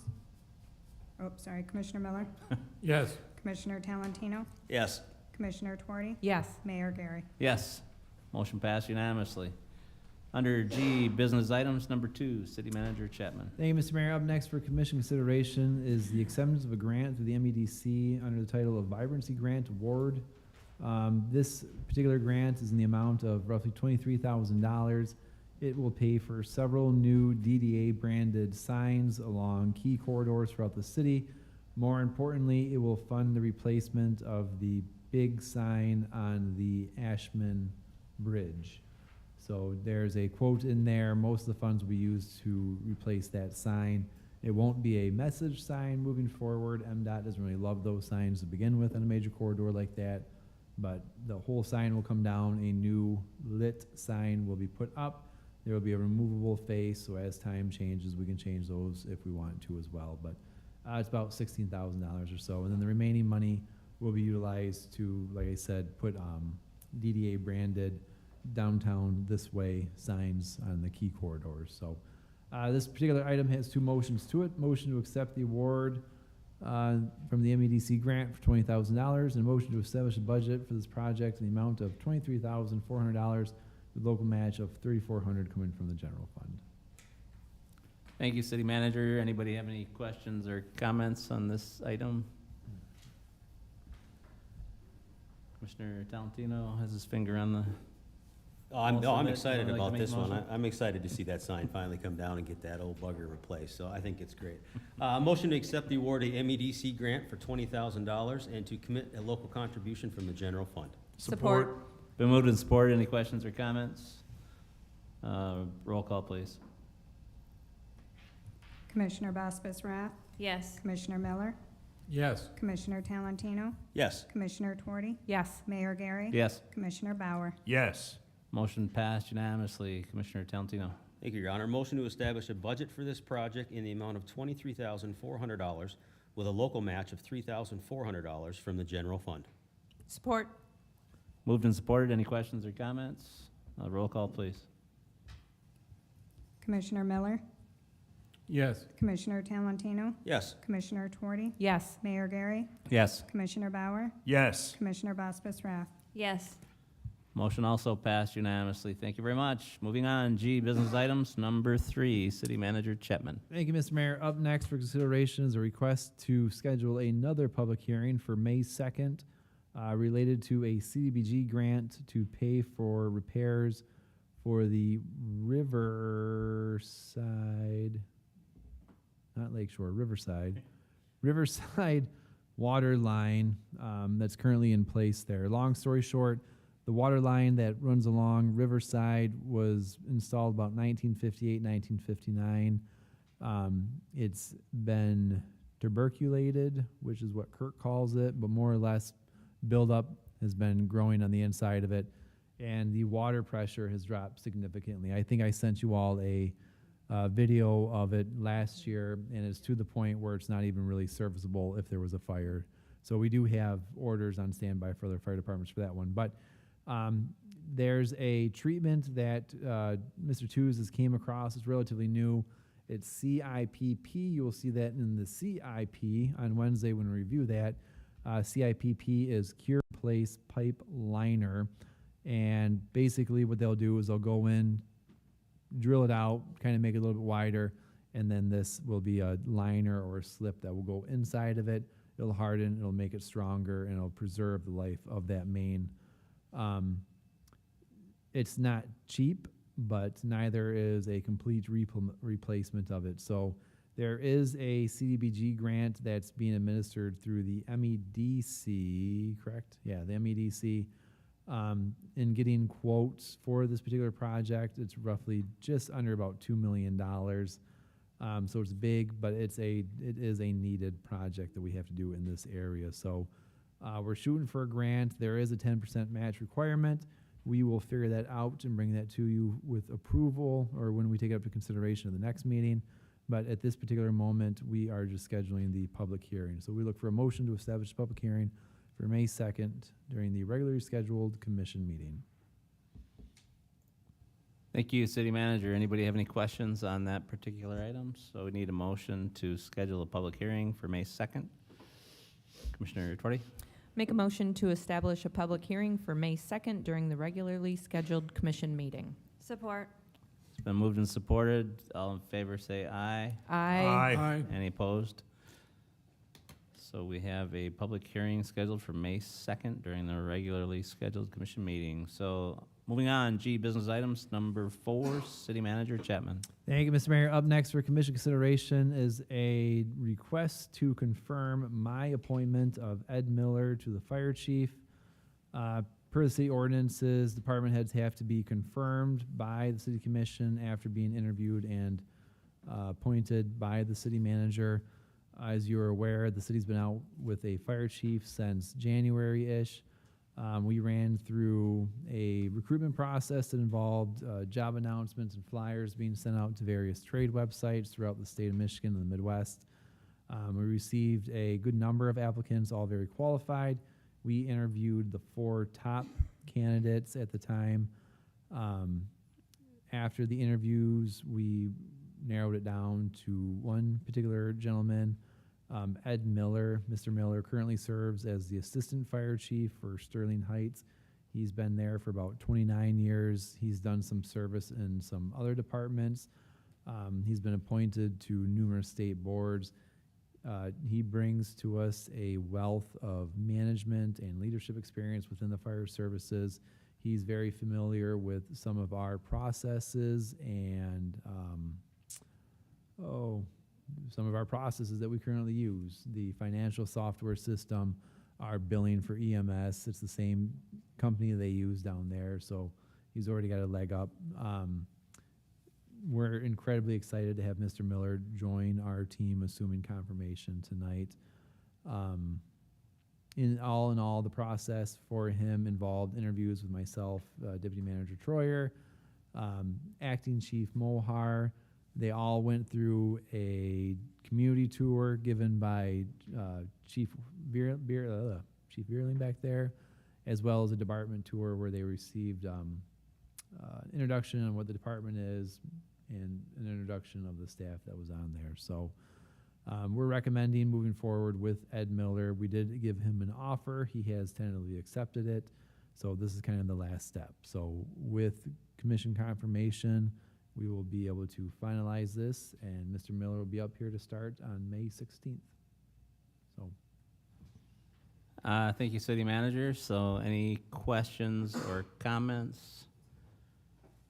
Certainly, we are thankful for the process, and we're thankful for the information that you sent us. It looks like his resume and credentials are pretty stellar, and in doing just a simple Google search, certainly is highly thought of and was also being sought after by other communities. So I think it looks like we're pretty lucky to have a person of that caliber come forward. So anybody have any thoughts or comments?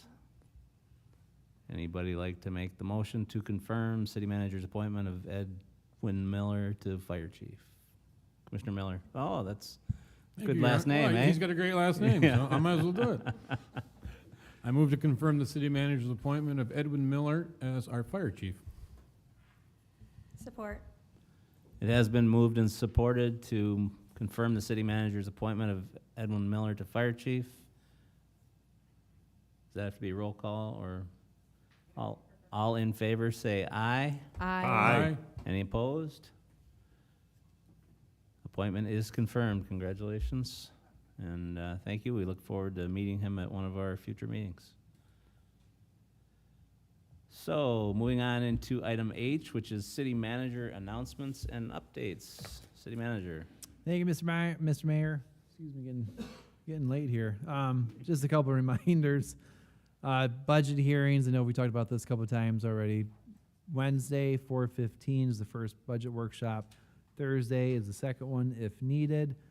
Plan on going as late as we can Wednesday. And then we have another budget meeting on Monday to reconcile the budget if needed as well. So just keep those in your mind. On May 14th is the citywide cleanup. I believe commission will be having a breakfast prior to the event and then going out and volunteering to clean up the city. Also on that day is the Abbey Rock event, and we'll have some more information sent to you about that at a later time. So just a lot of good stuff on your calendars right now. So if you have any questions, let me know. But other than that, I am done. All right, thank you very much. Any questions or comments for the city manager? Seeing none, we'll move into item I, which is matters presented by the public. Is there anybody in the audience that has any comments at this time? Sure. Come on up. Boy, after meetings like these, we could all use an opportunity to get down and have some fun, right? Yeah? Yeah. Okay, pardon me while I read, otherwise I'm going to muck this thing up. Hello, my name is Calvin Carter. I live here in Sault Ste. Marie. I am with the Center for Change, Northern Michigan Advocacy. The Center for Change is a nonprofit, nonpartisan group that works to advocate for, inspire, educate, and empower our neighbors in Northern Michigan.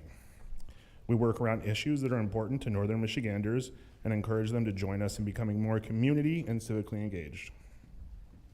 It is my happy task today to invite the Commission and our neighbors attending this meeting to join us on May 6th for a civic engagement celebration. That's the invitations you all received, and I have some back there with me for anybody who would want one.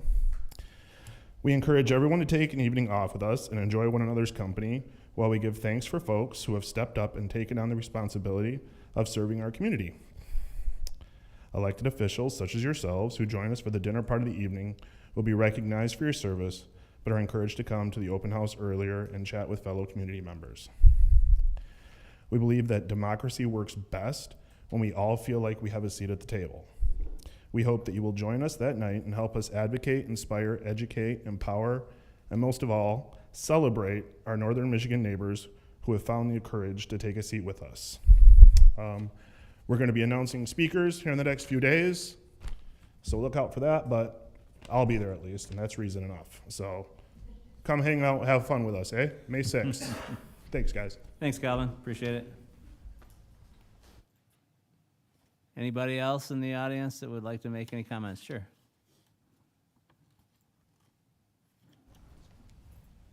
Good evening. My name is Marcy Sibold. I am born and raised here in Sault Ste. Marie.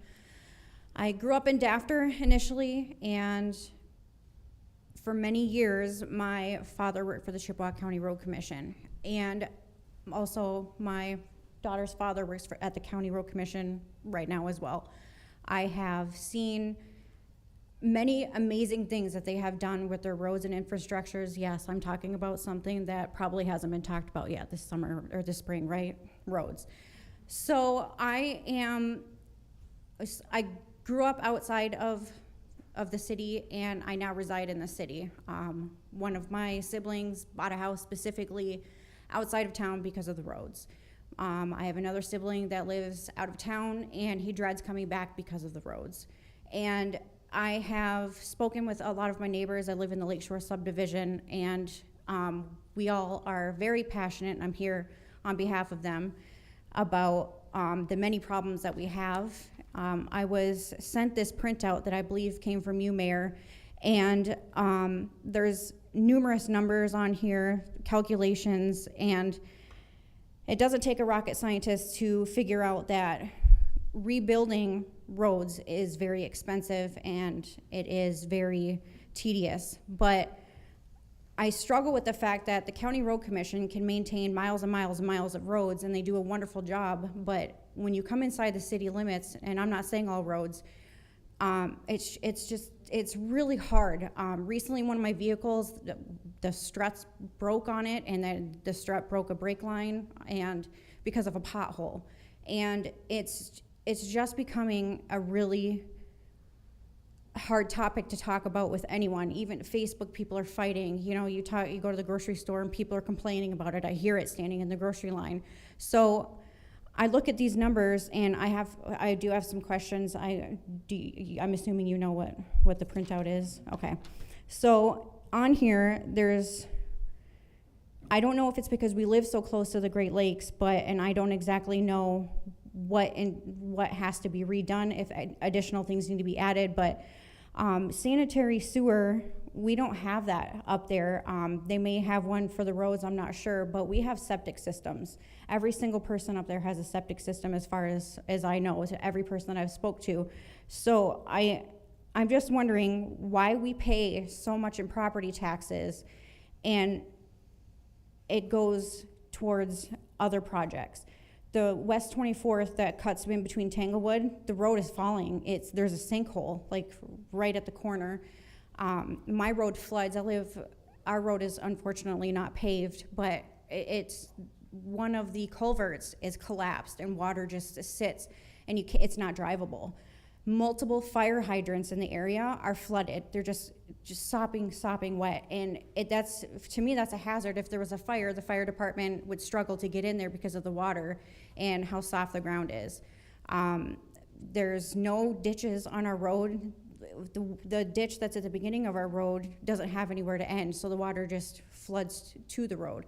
So it's hard for me to want to stay living in the city limits. It really is. So I am just asking for, I know I've been told you've taken a drive down there. I don't live on Lakeshore Drive. I live off on one of the side roads, but it's not any better. You know, and I have to call the city and beg them to grade it because the potholes are so bad.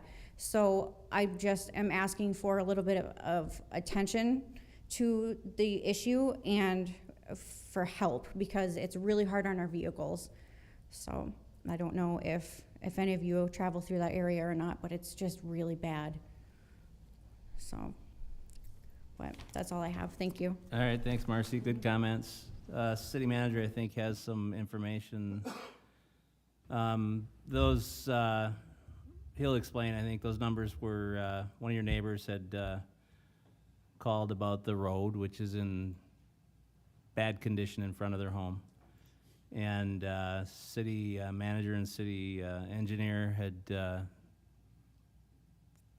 looked at it and said, and the city engineer wanted to put together some preliminary estimates to see what the cost would be. And he did it in two different ways, I think the city manager will explain. Yeah. But one was just a resurface, and then the other was if you were to do the right thing, which would be to add the sanitary underneath. So those were two separate and distinct. So it's about $2 million to just resurface that 0.9 miles of road, and the other would be almost 4.2, I think it was, if we added the sewer underneath as well. But So the there's manager has some pictures, I think. So there's a long history with Lakeshore as well. Some people want sanitary and ditches, some people don't. So that's exactly how we cost it out. We cost it out with a road construction, and then even from a city perspective, it's more effective, it's better for the environment, all that good stuff, if there's sanitary, if there's curb and gutter, but there's also water main under there that is kind of aged out. So one of the things that makes us different from the County Road Commission, when we have to replace a road, we have a series of underground infrastructure as well. Like my neighborhood, for example, we do have sanitary, we do have water, we do have stormwater, we have curb, and we have gutter. That all adds up. As you saw with the numbers, a road construction is $2 million, but if you start adding on all those other infrastructure costs, it easily gets up to 4.2 million in this case. Counties don't have to deal with that stuff. They just make the roads. So their costs are a little bit cheaper. They, depending on the road, a little bit country, doesn't have to have as much traveling on it, so they can last a little bit longer. But I would say the primary difference between why the county can do so many more projects versus why we can is they probably make a little bit more money, but they don't have all that other infrastructure associated with the project. Yes, no? Yep. Thanks, sir. Thank you, boss. All right, so that's how we cost it out. And I sent this all to the commission. You guys got the costing for Lakeshore. So to do it right, and I'm not even talking about the underground infrastructure, just to do the road construction right, it's about $2 million. When you have a road that has gotten to that point, the subsurface has started to crack and deteriorate really bad as well. So it's not just as simple as a mill and overlay or tar and crack or tar and chip seal, thank you. You have to replace the base at that point. So, for example, a total reconstruction of that 9/10 of a mile is $2 million. So, all right, we can't do that necessarily. What's the next treatment? So the next treatment would be a crush and shape. We could do a crush and shape. Our cost estimates that we're seeing with other projects right now that we're doing crush and shapes on, it's about $1 million a mile. So that cuts the project in half, so it's still $1 million. If we were to do a crush and shape without really being able to do a lot to the base, that road is gonna be exactly the same way it is right now in less than 2 years. So you're just gonna be throwing $1 million out there to have that issue in a year or two. If we were to do just a tar and chip and seal, whatever it's called, chip and seal. Sorry, Dave, technical terms get me, I know that. You could, we could backfill that road, fill in the big potholes with some aggregate, and we can do that particular treatment under that 9/10 of a mile, be about $200,000. That road will be back to the way it was in about 6 months, or at least after the next winter. So the only appropriate fix is to do a total reconstruction. Now, do we want to do a reconstruction? Yes. Dave and I by no means sit back on our desk and say, we don't want to fix roads or anything like that. But the reality of it is, it's money. We just don't have a lot of money coming in. And to your point, Bonnie, we'll throw this up real quick on the monitors. You pay a tax bill, as you mentioned, but a lot of people don't know this. If I could find the right button, is that it? Nope. Yep. That's the right button. So yes, you pay a property tax bill. You pay it directly to the city of Sault Ste. Marie. But some of those, we are just a pass-through. So this is my property and its tax bill. Only 3 of these millages that are assessed on your 2 annual tax bills actually go to the city. The rest of them go to the school, the state, the county. What else is on here? State ED, school operating, school debt, county allocated, county fire ambulance, county roads, county recycle, county seniors, county animals, EUPISD, Superior Library. Only 41% of your tax bill goes to the city of Sault Ste. Marie. So that's still probably a lot of money, I'm sure, but it's not all the money. So I think that's important to realize as well.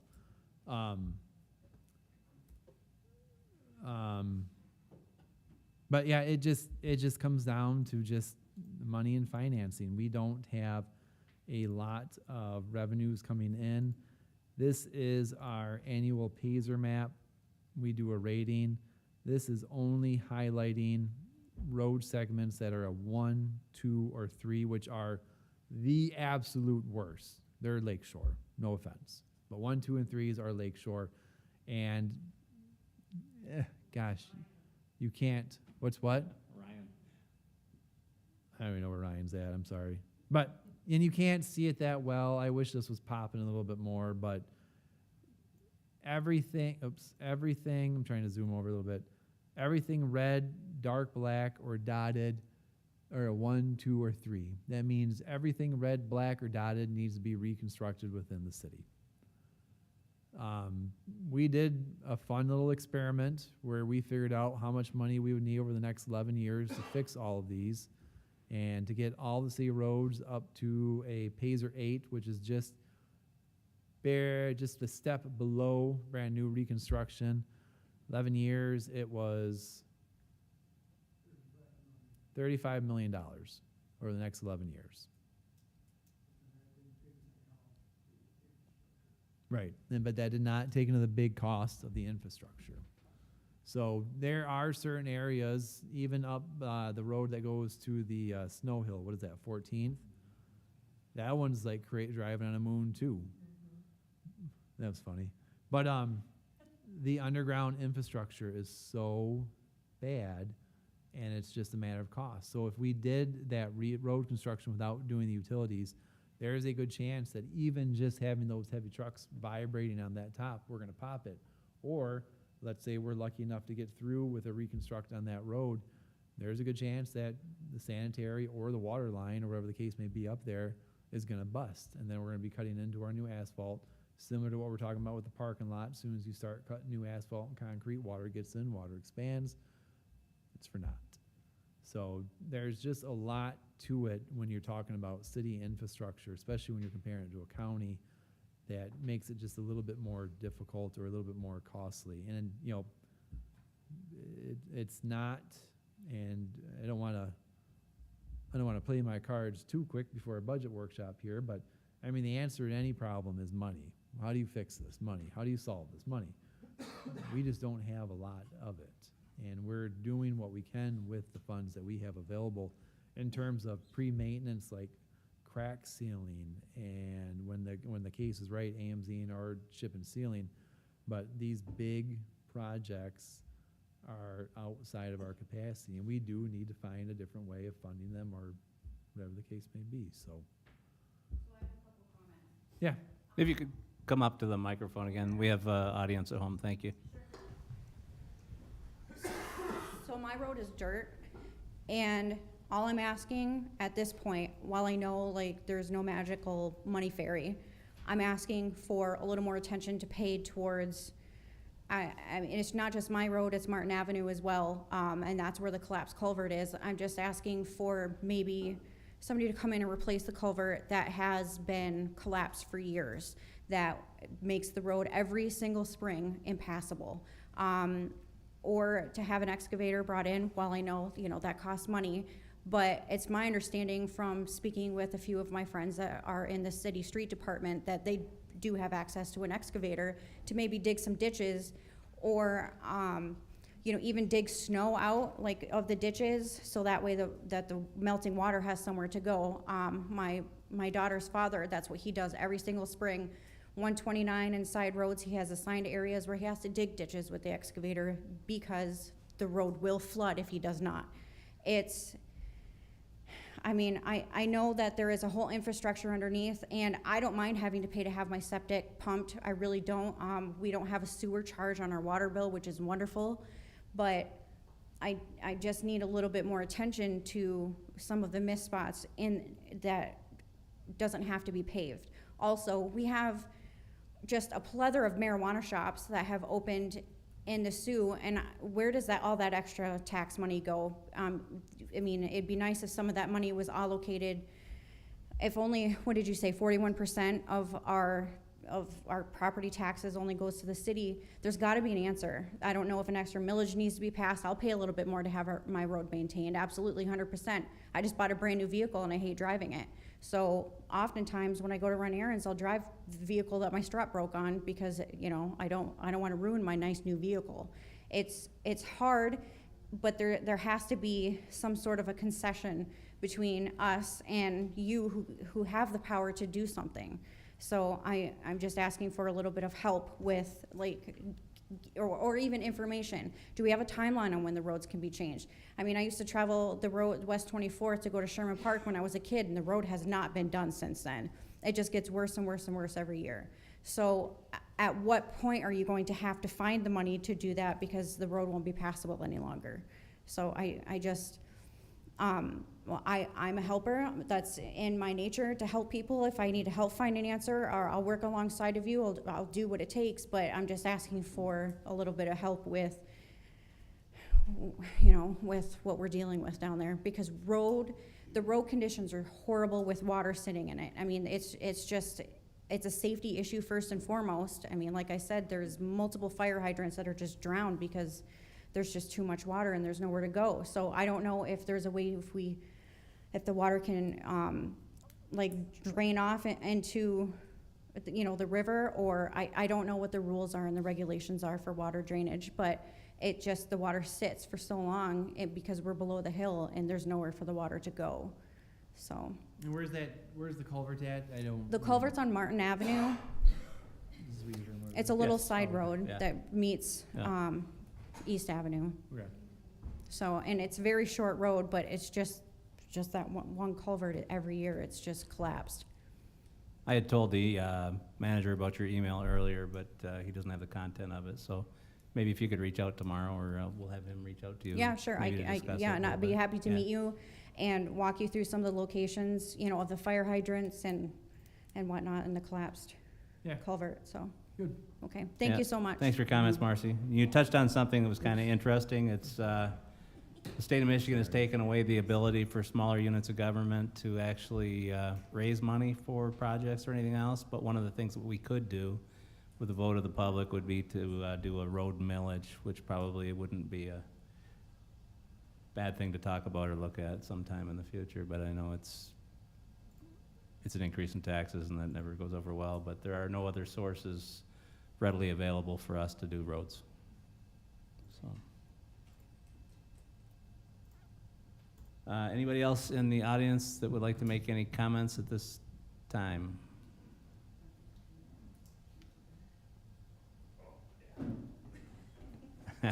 Thanks. If you could state your name and place of residence for the record, please. Hi, I'm Jeff LaHeis. Live here in Sault Ste. Marie, been here 12 years now. Actually, I don't know if that makes me a local yet or not. But I'm just Local, gonna maybe not a Uper yet. Yeah. I got the coat. Yeah. So, but I'm just going to springboard off what Marcy said about the roads. And I think one thing to take at a little bit different viewpoint is that right now, Sault Ste. Marie is growing. And we have an opportunity. We're getting our lock finally. And that's going to bring a lot of people that are going to move into the area to build a lock, and they're going to stay. And then also we're getting NASA is coming, because down in Kinross we're getting the command and control for the launch facility out of the Gwinn area, the Sawyer area. And these people are going to be looking for places to live. And I know there's no magic, money fairy yet. But to try to prioritize some of these road constructions, because some of them are like 24th Street, there's more pothole than there's road. And I drive a 4-wheel drive pickup truck. I won't go down the road. I'll go down and around because it's that bad. 3 mile, but even more concerning, 3 mile road behind Walmart, which is a heavy traffic road. And I believe that is half city, half county. Is that correct? 3 Correct. mile? Okay. I'm assuming the side on the north is the city side? Well, it's not. Not quite like It that? is that way, but we split it Okay. up so that it's actually makes sense to manage it. The county takes both lanes east side. Okay. We take west side. All right. Or vice versa. Being resurfaced this summer, though. Yeah. Good. Because going Long down, story going short, down, yeah. I've got to straddle that thing. Okay.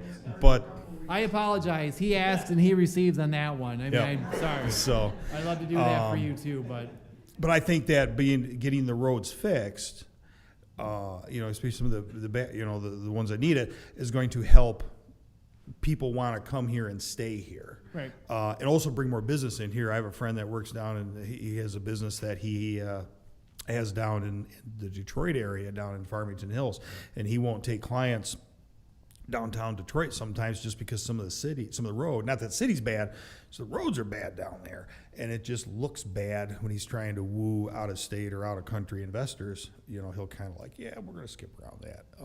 And the same thing, what goes in the big city, it works here, it's just smaller. So, I've got an interest in, I love the city, I moved up here for a reason, and I want to see it grow.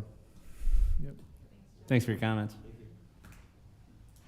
When we bring people to town, we're going to take them to the parking lots with no holes in them. and that's it. Blindfold them on the roads. No, but I guess if I can just. Sure. I'm sorry. I know Yep. this is late. This is the latest we've ever been. We do have a couple of road projects happening. So engineering department, like we just mentioned, they're working on 3 Mile, not Third Avenue, 3 Mile around the Walmart area. We have plans for next summer for Meridian, Easter Day from Portage to Ashman, hopefully will be done next summer. That's part of a big grant too. We have West Portage being crush-and shaped this summer. We have. Did you say Meridian next year? Meridian next summer. Yeah, so I mean, and again, what we have planned is just a drop in the bucket. But I mean, we are focusing on key corridors, like heavy traffic, like Easter Day. I mean, that's a heavy traffic road. We're trying to fix that one too. So we do have a good series of road projects coming up in the next couple of years. But are they gonna move the needle? No. Are they important? Yes. But we are planning and working on road projects. Are grants only for main roads, or like, is it possible to get a grant for the Litchfield? So that's the hard part. The projects that we have funded come from a variety of buckets, from the state government, like Michigan Department of Transportation, all the way to a bunch of federal agencies with the national government.